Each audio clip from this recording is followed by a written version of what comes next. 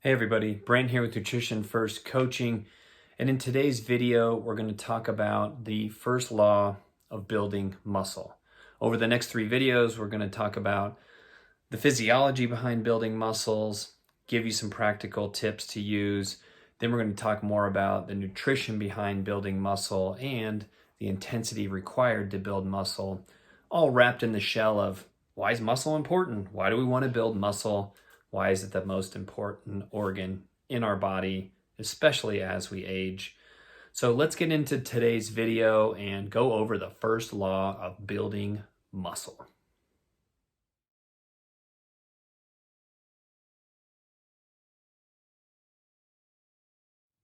Okay, law number 1 when it comes to building muscle, and I'm going to give you a physiology alert because there's a lot of physiology coming up, but I'm going to break it down and make it practical for you at the end as well.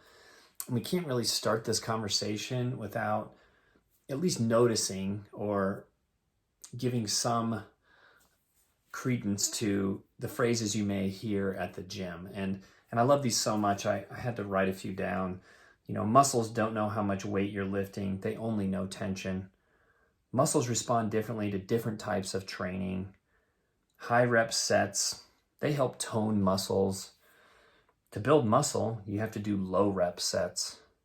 If you really get sore, then you know you are building muscle. Building muscle is all based on genetics. How you train doesn't even really matter. And there are different types of muscle growth. Well, most of those are at least, at the best, half-truths, but they're probably just a bunch of bro science at the gym. Let's talk about the real physiology behind it. So there's really 3 parts to building muscle. In this first law, the 3 parts are mechanical tension, muscle damage, and cellular fatigue. So if you can capture those 3 things in a workout with following law 2 and 3 that we'll talk about in the subsequent videos, then you'll have the groundwork to build some muscle and reach your genetic potential, which, let's face it, muscle is the most important organ in the body. The more we have of it, the more we can tolerate things, not only poor eating, poor health, trauma, but it's also going to help us as we age, as we genetically and from the standpoint of cellular and body aging, we just lose muscle as we age. So we got to maintain and grow as much as we can when we're younger, keep it into the future. So let's talk about the first part here, mechanical tension. So this is the actual force produced in the fibers dependent on the load you are lifting. So this load needs to be needs to be sufficient enough that if it's not producing enough mechanical tension, then it's not going to really challenge the muscle, and you're going to miss this first part of this law. Number 2 is muscle damage. So that tearing in fibers that we hear about, this is all due to tension in the muscle from the mechanical tension or the load we are lifting.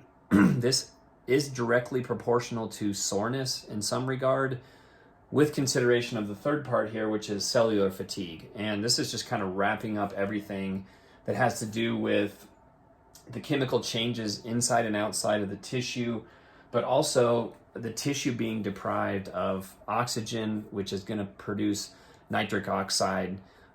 This is that burning feeling you get in muscle when you're working it hard.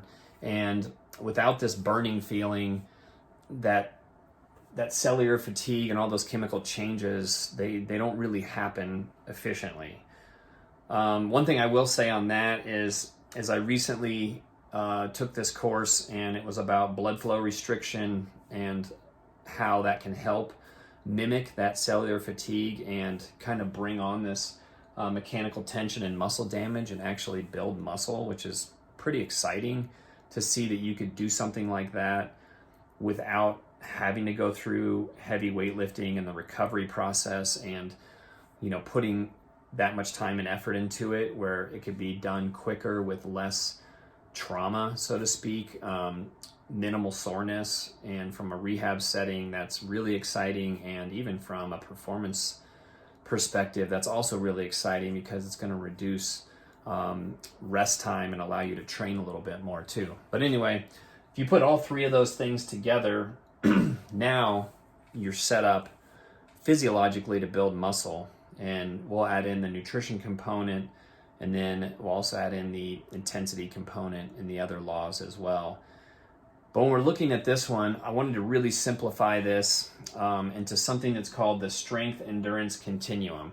And to make it really simple, try not to use too many acronyms and abbreviations, but if you're lifting heavy, low repetitions, then you're going to have increased muscle strength because you're increasing muscle tension and muscle damage, but there's less cellular fatigue. So we got two of the three that are going to increase that muscle strength, which is strength and size or hypertrophy are directly related to each other.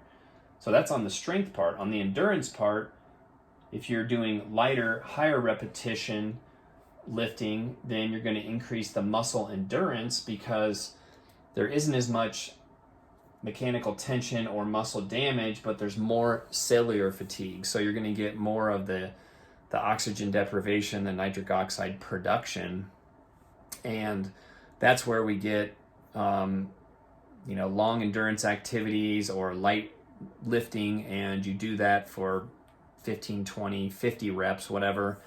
So a lot of higher repetitions.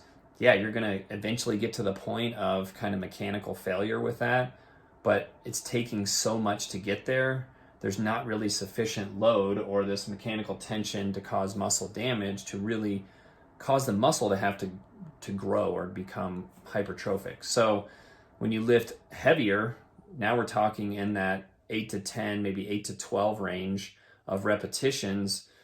There's one key caveat to that. The weight needs to be heavy enough so that you are close to failure, but you don't have to go all the way to failure. If you have this rep range of 8 to 10 reps and you do enough weight to where you get to the 10th rep and you were like, I could do 4 or 5 more reps of this, then you need to add a little weight on the next set.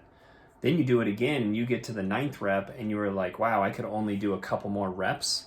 Then you know you're right in that range of that 2 reps in reserve. So this is going to take you to the point of being very uncomfortable because that's where all the changes happen. You're going to get some mechanical tension, you're going to get some muscle damage, and you're going to get some cellular fatigue.